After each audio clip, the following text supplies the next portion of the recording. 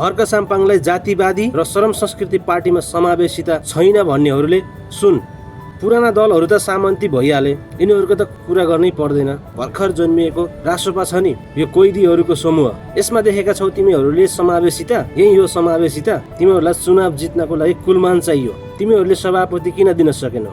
तामाङको छोरो भनेर उनलाई ब्रान्डिङ गरेर तिमीहरूले चुनाव जितिसकेपछि उनले चाहिँ मलाई प्रधानमन्त्री बनाउनु पर्छ भनेर आफ्नो जिज्ञासा राखे, तिमीहरूले त्यो दिन सक्यौ? अनि तिमीहरूमा छ समावेशिता, तिमीहरूमा छ समानता? धर्मवादी हो कि जातिवादी हो कि अतिवादी हो भन त?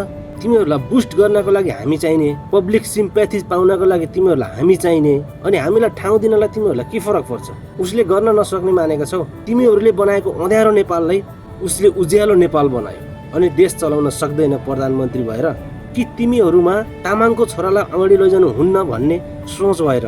कहाँ छ जातिवाद, कहाँ छ धर्मवाद? सधैँ हामीहरूले दमन सहनु पर्ने, सधैँ हामीहरूले विभेद सहनु पर्ने, सधैँ हामीहरूले बलात्कार सहनु पर्ने, सधैँ हामीहरूले अन्याय सहनु पर्ने?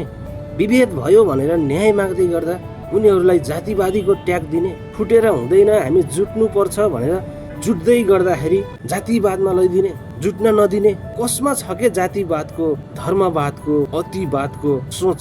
हामीमा छ, तिमीमा छ। तिमीहरूको भरम पनि चिन्न थालिसके अनि तिमीहरूलाई डर लाग्यो? आउन त चुनावमा भन्दा चुनाव भन्दा पहिल्यै तिमीहरूले जातिवाद धर्मवाद भन्दै हिँड्ने? लोकतन्त्र हो, चुनावमा जाउँ, जित्यो भने प्रधानमन्त्री हुन्छ।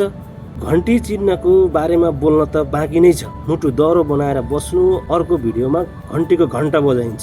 होइन भने श्रम संस्कृति पार्टीमा आऊ, गफ गर्न होइन, गफ गर्ने दिन गए, काम गर्न आऊ, काम गरेर देश बनाउनको लागि आऊ। जय नेपाल।